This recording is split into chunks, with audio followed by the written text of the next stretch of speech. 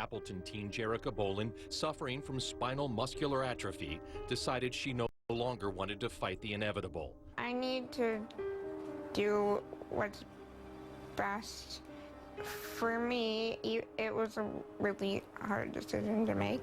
Because of her condition, Jerika lives in constant, intense pain and only has the use of some of her muscles. A letter sent by the executive director of Disabled Parents' Rights, a Colorado-based group asking Outagamie County to intervene on Jerika's behalf in case she's not getting the proper care. I'm really concerned that she's not getting appropriate medical care, that she has doctors that are devaluing her life.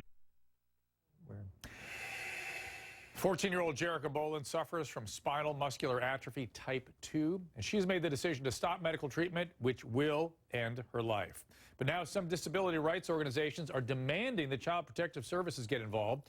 Joining us, Lisa Bloom, attorney at Avo.com and the Bloom firm. She specializes in family law. Bradford Cohen, defense attorney, and Judy Ho, clinical psychologist and professor at Pepperdine University. Judy, she is 14 years of age. She's been living with this disease her whole life, but is she old enough to make a decision like this? I don't believe so, Dr. Drew. As you know, a 14-year-old's brain is just starting to form the frontal lobe development, that executive function. Pick up that brain, Dr. Drew. We've had this conversation, and it's still developing. We actually know that the frontal lobe continues to develop even into early 20s for most individuals. So this is just the beginning of that. And what does the frontal lobes do? It helps us make complex decisions, forecast the future, understand long-term planning. I don't think that she can do that right now. So to get back to our brain here, so we're talking about this part of the brain up here, right in here. And without that, you might succumb to, what, Judy, magical thinking that, you know, I'm going to whatever sort of thing she imagines is reality rather than any kind of real perspective on the future. Would that be about accurate? That's right. She doesn't have a full perspective on the future. She probably can't forecast much longer than a couple of weeks or a month at a time at this age, and that is age appropriate. And I feel like if she was to live a little longer, she would allow that part to develop, and she would be able to see what some of these other possibilities We're looking at pictures of her. They essentially put on sort of a prom for her, a real celebration of her life with the expectation that she was going to do this. Bradford, where do you fall in on this? You know, I understand the argument that she's a little young at 14 years old, but I'm sure she lived a lot and seen a lot and been in a lot of pain those 14 years. I understand the psychology of it, that a 14-year-old can't make these kind of decisions. But at the same token, I also understand that this person is in a great amount of pain. I don't know if she's going to live long enough to actually reach the age where you feel that it's age appropriate for her to want to stop medical treatment. It's a very difficult decision, but this is someone who is in pain every day. She does not want to be in pain every day. I think if you're 14 or if you're 18, you understand that very well. And I think she understands that. And I think that the government always wants to intrude on these type of situations, and sometimes they're correct. Sometimes you do have to get involved. But in this type of case where everyone has kind of talked to her, everyone has decided that this is kind of what she wants, I don't know if you want to continue this person to be in pain for this long. Let me throw another little wrinkle into this, which is that patients with spinal muscular atrophy sometimes, particularly some of the variants, get more intelligent as they get older, and they can actually have an accelerated intelligence through adolescence. So she might be sort of ahead of her years. That's a possibility. I wish they would document that. What this disorder does is it destroys the cells that control voluntary motor activity. Weakness, wasting of these muscles in the arms, legs particularly. This particular variant develops in children between 6 and 18 months of age and then gets worse. It's an inherited phenomenon, and there is no cure for it. I want to show you what her mother said when the daughter told her she wanted to be taken off the ventilator. Take a look. I said, Jerika, I love you that much that I will not let you suffer. If it's that bad, then it's okay. Mom will find a way to be okay. Lisa, I'm sure you have an opinion.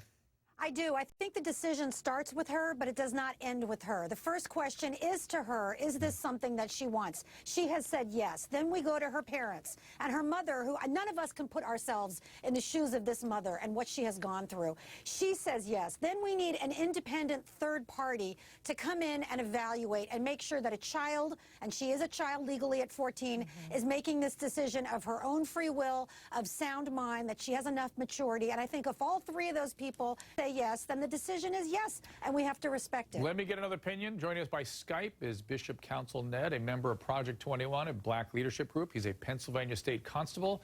Council, you don't think Jerika should be allowed to end her own life. Tell me why.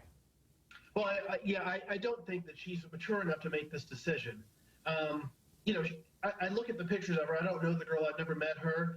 But from the videos I've seen, she's a sweet child filled with joy. I think she's got an opportunity to inspire a lot of people, maybe even inspire a cure for this particular disease. But the fact is, we don't let 14-year-olds make any decisions in this world, in this life, in this country.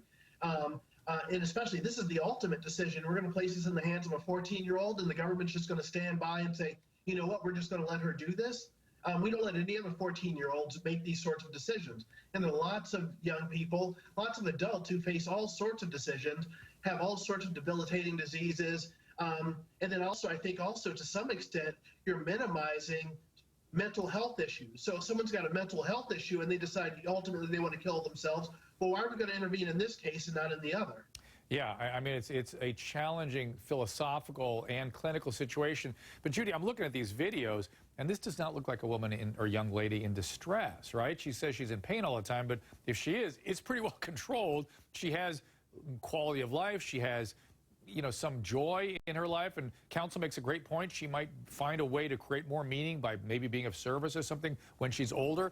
I mean, this would be a tough one for me. That's right. And certainly, at least what we're seeing is that she has glimpses of good moments, happy moments, joyous moments in her life. And this is another thing about a 14-year-old's brain. Sometimes they forget a lot easier than us adult brains. They sometimes have a memory, and then they can't recall it later on when they're trying to make a decision about their experience. Particularly when they're in a certain state, they don't remember what it was like when they were in a different state, right? That's right. It's very similar to that object permanence issue we talk about, where if something's not in front of them right away, they forget about it. Yeah. And so this is sort of what she's experiencing now. I do believe that we see some glimpses of good quality of life. So if there's ways to increase that more, then should she be at least using the counsel of multiple people, her parents, an independent person, before she makes her final decision? Lisa, go ahead. It's not for us to decide. Is it? It's her life. It is her life. You might make another decision if you were in chronic pain and you had an incurable disease, but this is the decision she wants to make about her life. And if she's of sound mind, and there's no evidence of any mental health issues